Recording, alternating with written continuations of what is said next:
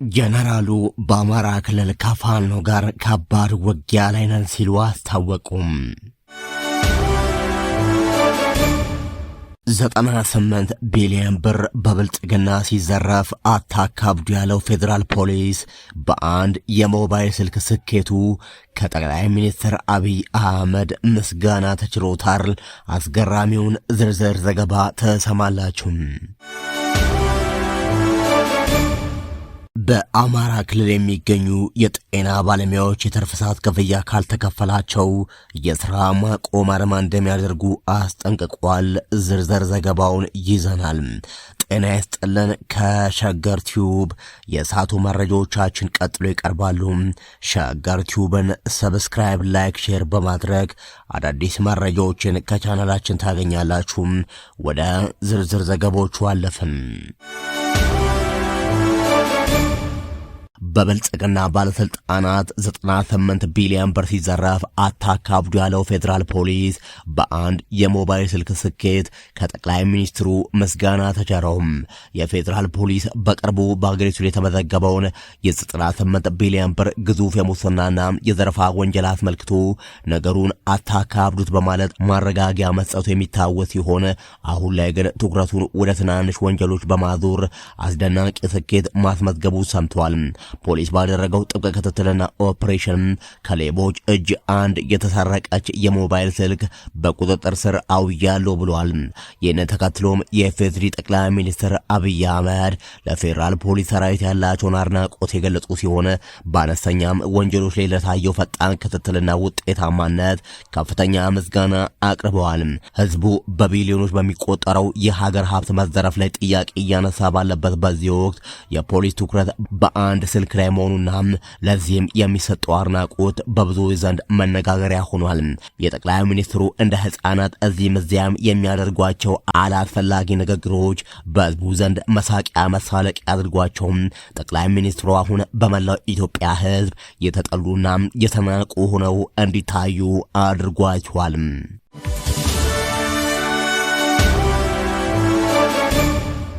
ፋኖን ከአማራ ክልል ለማጥፋት ከጸጥታ ኃይሎችና ከህዝብ ጋር በቅንጅት እየተሰራ ነው ሲሉ ብርጋዴር ጄኔራል አዲሱ ማመር ገለጹ።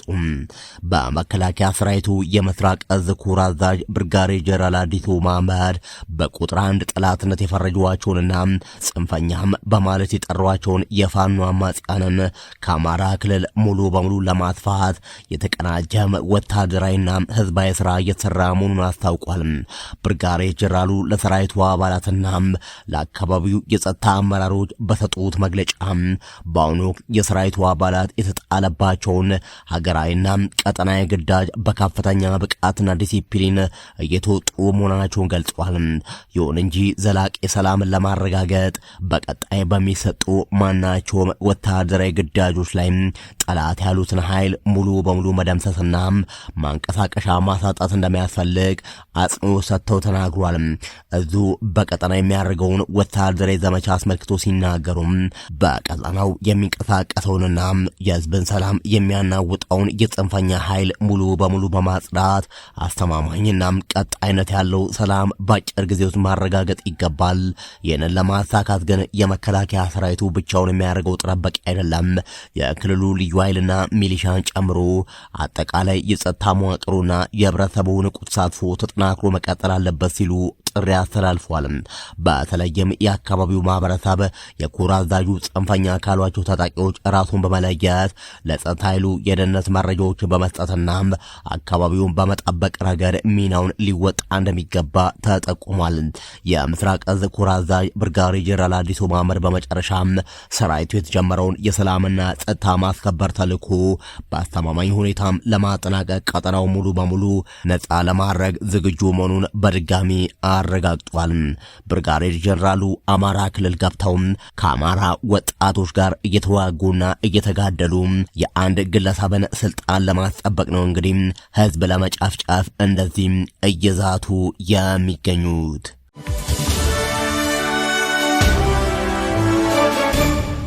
ህወሓት በቀብር ስነ ስርዓት ላይ የነበሩ ወጣቶችን እያፈሰ ነው ተባለ። በትግራይም እየተካሄደ ያለው የግዳጅ ወታደራዊ ምልመላ በፈጠረው ስጋት ምክንያት በርካታ ወጣቶች ከክልሉ እየወጡ ወደ ቀሪ ኢትዮጵያ ክፍል እየሸሹ ሲሆን ሌሎች ደግሞ እዚያ ተደብቀው እንደሚገኙ ተናግሯል። በክልሉ ውስጥ በስፋት እየተካሄደ ባለው የግዳጅ ወታደራዊ ምልመላ የተነሳ እንቅስቃሴዎች እየተስተጓጎሉ መሆናቸውን የሚናገሩ ነዋሪዎች ፍርሃት መንገሱን ገልጿል። ሳም ከነዋሪዎችና ከመብት ድርጅት ውግዘት እየገጠመው ቢሆንም ምልመላውን በፈቃደኝነት የሚደረግ ነው በማለት ህወሓት ማስተባበሉን የፈረንሳይ ዜና ወኪል ዘግቧል። ኤፍፒ አፈሳው በክልሉ ኃይሎች በቀብር ስነ ስርዓት ላይ በተገኙ ወጣቶች ላይ ሳይቀር እንደሚፈጸምና የተያዙትም በኃይል ወደ ማሰልጠኛ ካምፖች እንደሚወሰዱ ጠቅሷል። ባዮቹ የእድሜ ክልል ውስጥ የሚገኘው አቤል የተባለው ወጣትን የጠቀሰው ዜና ወኪሉ በድንገት ተከበን ተወሰደን በማለት በአፈሳው ተይዞ እንደነበረ እና ለጠባቂዎች ገንዘብ ከፍሎ ከተለቀቀ በኋላ ተደብቆ እንደሚገኝ ገልጿል። ገብሬ እንዴት ተይዞ ከነበረበት ስፍራ በመስኮ በመዝለል እንዳመለጠ በገለጸበት ጊዜ ወደ ሰራዊቱ እንደገባን ሲነግሩን ነበር በማለት በአሁኑ ወቅት ከ5 ዓመት ልጁ ተለይቶ ተደብቆ እንደሚገኝ ተናግሯል። ወደ አዲስ አበባ ሸሽቶ ሄደው የ36 ዓመቱ ክንፈ ደግሞ በትግራይ ውስጥ የግዳጅ ወታደራዊ ምልመላ አዲስ ነገር ሳይሆን ቀድሞም የነበረ መሆኑን ገልጿል። በቅርቡ በተካሄደው ጦርነት ወቅት የህወሓት አባላት ቤት ለቤት በመሄድ እያንዳንዱ ቤተሰብ ቢያንስ በአንድ ልጅ ለውትድርና መስጠት አለመስጠቱን እንደሚያጣሩ ካልሆነ ግን ቤተሰቦች እንዲሰለፉ እንደሚገደዱ አስታውሷል። በአሁኑ ወቅት እየተካሄደ ባለው አፈሳም የህወሓት ኃይሎች መንገዶችን በመዝጋት ወጣቶችን መውጫ ሳጥቶ በመያዝ ወደ አንድ ቦታ አሰባስበው ወደ ማሰልጠኛ ካምፕ እንደሚወስዷቸው ምስክሮች ይናገራሉ። አፈሳውን በመሻሽ አዲስ አበባ ውስጥ በችግር የሚኖረው ዓለም እንደሚለው ሲኖርበት በነበረው አካባቢ አፈሳ የተጀመረው ከአንድ ወር በፊት ገደማ ጀምሮ ነው። መጀመሪያም የተወሰኑ ሰዎች ላይ በማተኮር የሚደረግ ይመስል ነበር። ቀስ በቀስ ግን ሁሉንም ወጣቶች የሚመለከት ሆነ በማለት ዓለም ተናግሯል። በትግራይም በስፋት እየተካሄደ ያለው ወታደራዊ ምልመላ በአብዛኛው በፈቃደኝነት ላይ ብቻ ተመስርቶ የሚደረግ መሆኑን የህወሓት ምክትል ሊቀመንበር አቶ አማኑኤል አሰፋ ተናግሯል። ነገር ግን ሁሉም የትግራይ ተወላጅ ግዛቱን ከለውና ስጋት መከላከል ስላለበት ልዩ ሁኔታዎች አሉ በማለት የግዳጅ ምልመላው እንዳለም በተዘዋዋሪ ገልጿል። ላለፉት ወራት በትግራይ ውስጥ እየተካሄደ ያለውን የግዳጅ ወታደራዊ ምልመላን በተመለከተ የፌዴራል መንግስቱ እስካሁን በይፋ ያለው ነገር የለም። ብልጽግና ህወሓትና የኦሮሞ ነጻነት ግንባር በቀጣይ ክረምት ሰፊና የተቀናጀ ጥቃት በመክፈት ብልጽግናን ከ4 ኪሎ ጠራርጎ ለማጥፋት ዘመቻዎችን ሊጀምሩ እንደሚችሉ ይህም በምዕራባውያንና በአሜሪካ ጭምር ድጋፍ እንዳለው መረጃዎች እያመላከቱ ይገኛሉ።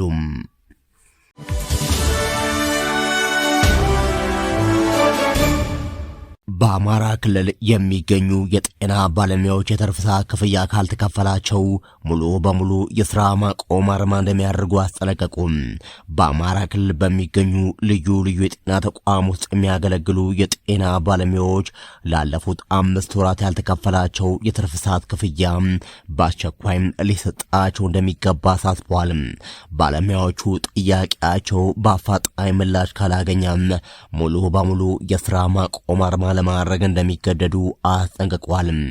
እንደ ባለሙያዎቹ ገለጻም ላለፉት ተከታታይ 5 ወራት ያለምንም ክፍያ የትርፍ ሰዓት ስራዎችን ሲያከናውኑ የቆዩ ቢሆንም የሚመለከተው አካል እስካሁን ላቀረቡት የክፍያ ጥያቄ ተገቢ ምላሽ አልሰጠም።